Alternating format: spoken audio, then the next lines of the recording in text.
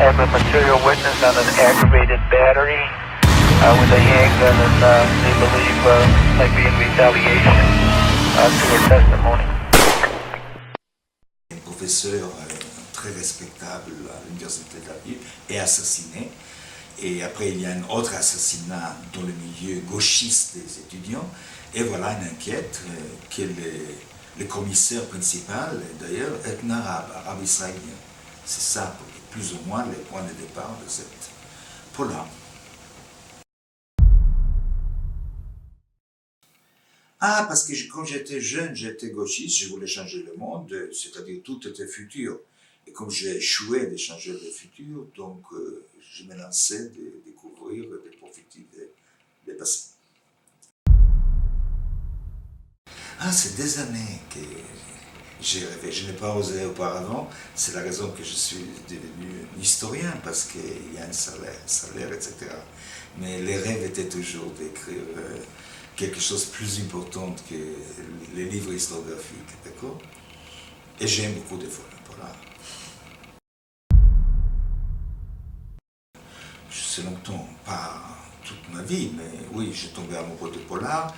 Et les dernières années, c'est l'inspiration, c'est surtout Stieg Larsson, Henning Mankell, c'est-à-dire les Scandinaves, dans ce cas les Suédois surtout. Mais auparavant, quand j'étais plus jeune, c'était les Américains, les grands auteurs américains comme Raymond Chandler, Chester Himes, etc. Ah, à certain moment, c'est-à-dire cet professeur qui est assassiné, il laisse une lettre très importante à son assistant. Et il signe cette lettre avec le terme Khazar rouge parce qu'il a écrit un livre très important sur le Khazari, qui était un royaume juif dans le 8e, 9e siècle, qui est contesté par beaucoup des historiens. Lui, il a insisté. Donc, il signe Khazar rouge. Et aussi parce que ses cheveux sont rouges. Pour moi, les plus grands défis, arriver à construire un récit qui sera intéressant et pas ennuyeux comme tous mes livres d'histoire. Et les étudiants qui me disent il faut changer un peu, c'est-à-dire pas seulement être tellement lourd avec des notes au bas des pages, etc. Voilà, j'ai commencé à écrire sans notes au bas des pages. Mais c'est la même logique. Il faut une imagination dans les deux cas.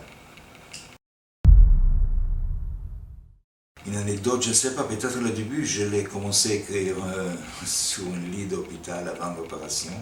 Donc j'étais désespéré, je pensais que je m'approche à la sortie, si vous voulez. Donc je voulais m'accrocher à quelque chose. Et comme je n'avais pas la bibliothèque, les archives, etc. sur le lit d'hôpital, j'ai commencé à écrire le polar. Oui, je suis en train justement d'écrire une deuxième... et je pense faire une trilogie. Et voilà, donc j'espère que ce sera mieux parce que je suis novice, je suis historien, pas un écrivain. Voilà.